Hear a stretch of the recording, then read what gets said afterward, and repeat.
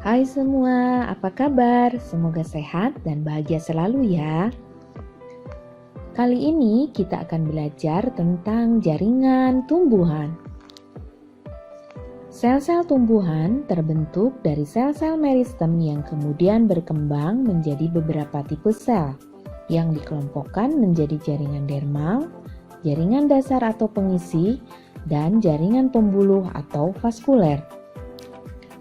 Jaringan meristem memiliki nukleus yang besar, dinding selnya tipis, dan aktif membelah. Berdasarkan letaknya, meristem dibedakan menjadi meristem apikal, meristem lateral, dan meristem interkalar.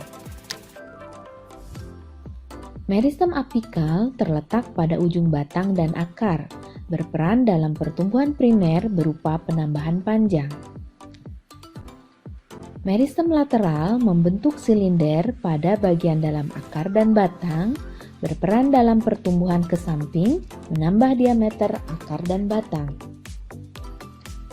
Meristem interkalar terletak di antara nodus batang liliopsida, membantu pertumbuhan bagian basal batang atau daun.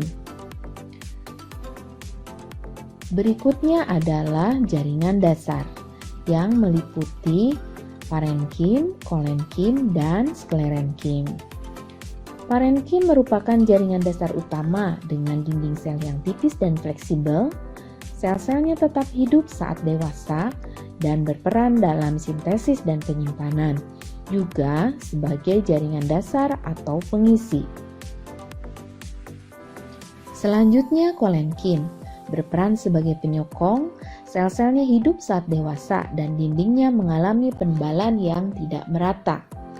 Ada kolenkim angular yang penebalannya pada tiap sudut-sudut sel, dan ada juga kolenkim lamelar yang penebalannya terdapat pada bagian dinding tangan sial. Jaringan penyokong berikutnya adalah sklerenkim sebagai penyokong pada organ tanaman yang sudah dewasa. Sel-selnya mati saat dewasa, dinding-dinding sel mengalami penebalan yang merata. Ada dua macam sklerenkim, yaitu serat dan sklereid. Serat berukuran panjang, sedangkan sklereid pendek. Selanjutnya jaringan pembuluh, yaitu xilem dan floem. Xilem berperan dalam mengantarkan air dan mineral. Strukturnya cukup kompleks dengan penyusun berupa trakeid, trakea, serat, dan parenkim. Sementara itu, floem berfungsi untuk mengantar nutrisi dari daun. Komponennya meliputi sel tapis, sel pengiring, parenkim floem, dan serat floem.